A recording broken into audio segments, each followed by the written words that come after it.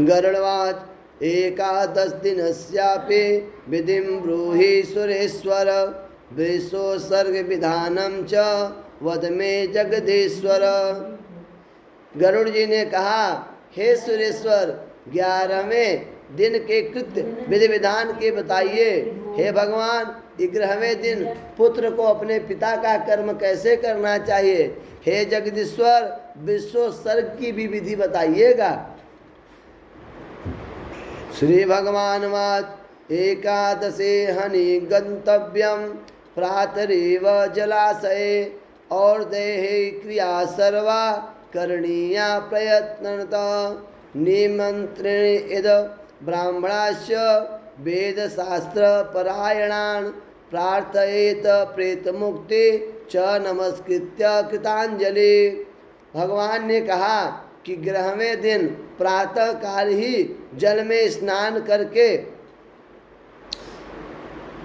प्रयत्न पूर्वक सभी और दैहिक क्रिया करनी चाहिए। वेद और शास्त्र को अभ्यास करने वाले ब्राह्मण को निमंत्रण देकर हाथ जोड़ करके नमस्कार करके उससे प्रेत की मुक्ति के लिए प्रार्थना करें। स्नान संध्यादिकं कृत्वा हयाचार्य अपि शुचिर्भवेत् विधानं विधिवत कुर्यादेकादश दिनोचितम् आमन्त्रं करणे छात्र दशाहं नाम गोत्रतः एकादशे हनि प्रेतस् दत्तात्य पिंड समंत्रकम सौवर्णकारेद विष्णु ब्राह्मण रोपयकम। तथा कहें आचार्य भी स्नान संध्या करके पवित्र होकर 11वें दिन के लिए उचित कृत्यों का विधि विधान से आरंभ करना चाहिए। 10 दिन तक जो मृतक के नाम का गोत्र का उच्चारण मंत्रोच्चारण के बिना करना चाहिए। 10 दिन मंत्र की आवश्यकता नहीं है। इसीलिए महाब्राह्मण को कहा जाता है कि अमंत्रक, नाम गोत्र लेके पिंडादित हो। कोई मंत्र, कोई पूजा, कोई धूप दीप माला की आवश्यकता नहीं है। अमंत्रक 11वें दिन प्रेत का पिंडदान समंत्रक मंत्रों सहित करना चाहिए। जब 11वें दिन आप करेंगे तो वहाँ मंत्र की आवश्यकता है। तो इसलिए महाब्राह्मण के बावजूद आप अन्य ब्राह्मणों को बुलाएं, उनको बोले कि हमारा कर्म अच्छे से करें। तो कहते हैं महाब्राह्मण अगर नहीं करा पा रहे हैं तो वहीं पुरोहित बैठ के उसे करा देते हैं। लेकिन आचार्य 11 दिन का महाब्राह्मण ही होगा। पुरोहित सहयोग करेगा लेकिन दान उसका नहीं लेगा। हे गरुण, स्वर्ण से विष्णु की, रजत से चांदी से ब्रह्मा की और तांबे से रुद्र की, लोहे की यम की प्रतिमा बनवानी चाहिए।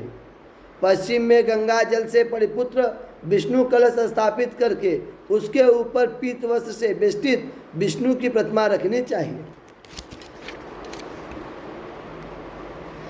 कहें 11वें दिन विधि विधान से 16 पिंडदान देने का विधान है, जिसमें 1 से 9 तक देवता का पिंडदान, 10वां पिंडदान प्रेत का होता है, 11 से 16 ये पिंडदान देवता का होता है। और जिसमें आप 1 से 9 तक पिंडदान सभ्य हो करके सीधा पूरब मुख देंगे, 10वां पिंडदान अपसभ्य हो के प्रेत का देंगे, 11 से 16 तक फिर आप पूरब मुख करके देंगे। कहें उसके बाद पिंडदान के बाद घट का दान करना चाहिए और घट के दान के बाद गोदान करना चाहिए घाट पर, और कहना चाहिए हे गौ माता, आप मुझ पर प्रसन्न हो और इस गोदान से आप प्रसन्न होवें, ऐसा कहें।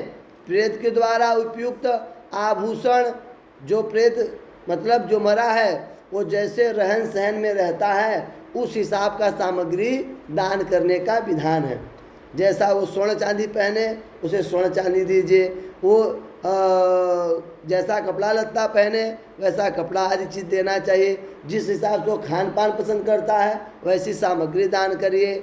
और जैसे बर्तन आदि का शौकीन हो उस प्रकार का बर्तन दीजिए, सप्तधान दीजिए।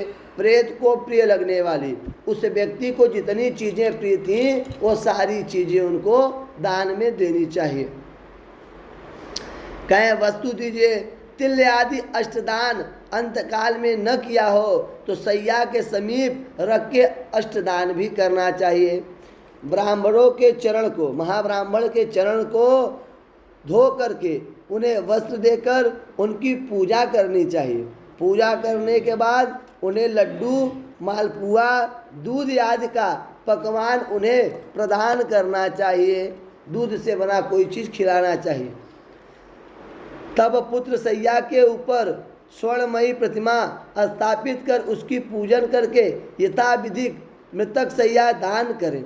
और उसके ऊपर विष्णु भगवान की प्रतिमा बनती है, उस प्रतिमा को रखकर संकल्पित करके महाब्राह्मण को प्रेत सैया दान कर दें। ये प्रेत सैया उत्तर और दक्षिण की तरफ लगता है और उसे दान करने का विधान है। प्रेतस्य प्रतिमा युक्ता स्वरूपकर्णे वृता प्रेतशय्या मया हेसा तुभ्यं विप्रं निवेदिता इत्याचार्याय दातव्या ब्राह्मणाय कुटुम्बिने ततः प्रदक्षिणे कृत्य प्रणिपत्य विसर्जयेत्। एवं शय्या प्रदानेन श्रद्धानीं नवकादिना विश्वोत्सर्गविधानेन प्रेतो याति परां गति। शय्या दान के समय इस मंत्र को पढ़ें। हे विप्र, प्रेत की प्रतिमा से युक्त और सभी प्रकार के उपकरणों से समन्वित यह प्रेत शैया मैं आपको दान दे रहा हूँ। इस प्रकार पढ़कर कुटुंबी ब्राह्मण आचार्य को वह प्रसाद दे देना चाहिए और प्रसैया दान कर देना चाहिए।